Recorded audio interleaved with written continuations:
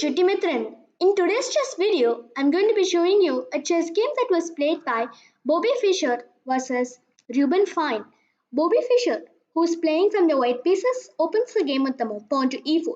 The king's pawn game, pawn to e5, knight to f3 and knight to c6.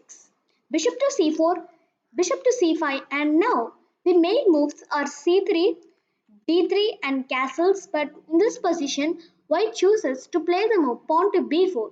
The Evans Gambit is on the board, and after pawn to b4, bishop captures b4, black accepts the pawn sacrifice, pawn to c3. So now white is attacking this bishop on b4.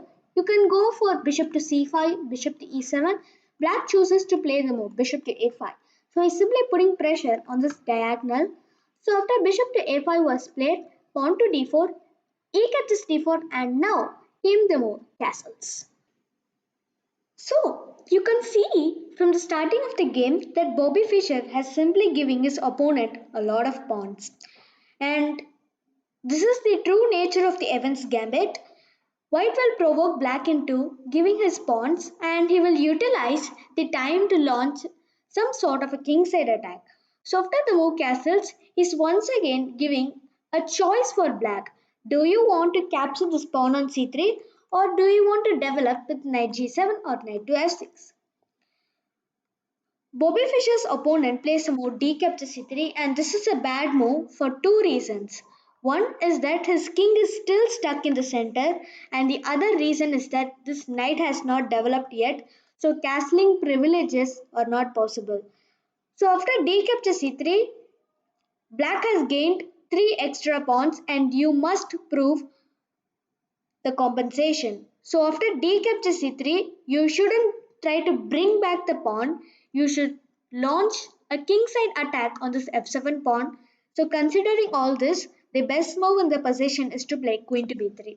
And the idea is if you want to play bishop takes f7 and you follow it up with bishop to a3 check. So after queen to b3, queen to e7 was played, simply defending this pawn on f7 and knight captures c3. And after knight captures c3, this is the most crucial position in the game. Black must play bishop captures c3. He must eliminate the knight. But black chose to play the move knight to f6, and is telling that he will play the move castles very soon, and then it is only black who has the advantage. But after knight to f6, Reuben Fine missed the move knight to d5, and after knight to d5, they are attacking this queen. They are attacking the c7 pawn. So knight captures d5 must be played. E captures d5. So we are attacking this knight, and we have opened up the rook file.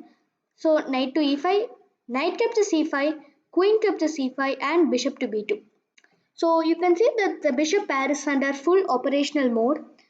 Bishop to b2, queen to g5, and now the best move in the position is to play queen to a3, but Robert James Fischer had a more devious idea in his mind, and he played the move h4.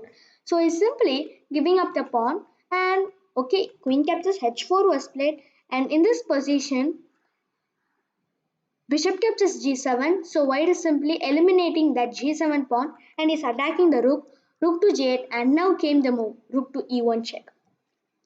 And this is the idea. After rook to e1 check, Reuben Fine did not resign, but he played the move king to d8. And after king to d8, Robert James simply played the move queen to g3, and it was in this position that black simply resigned the game. Why did he resign the game so fast? Well, now we are attacking this queen on h4, and this queen cannot go to g5 because queen captures g5 is coming. It cannot go to f6 either because this bishop is guarding that square. So it must play the move queen to e7, and now you simply play rook captures e7, king captures e7, queen to e5 check, king to d8, and bishop to f6 is a beautiful checkmate. But you might be wondering, after queen to g3, why must black play the move queen to e7? He can simply play queen captures g3, but the idea is we have simply gained the e file, and bishop to f6 is once again a beautiful checkmate. But let's come back. After rook to g8 was played, rook to e1 check, what will happen if black simply gain the rook? Well, after bishop captures e7, it makes no difference because after rook captures c7, the idea is the same except that black has simply invested the bishop. So after rook captures e1 was played, king to d8 and now queen to g3. So once again you cannot play queen captures g3 because of bishop to f6 checkmate. So you must play queen to e7 and after rook captures e7, king captures c7, queen to e5 check, king to d8 and bishop to f6 is once again a beautiful checkmate.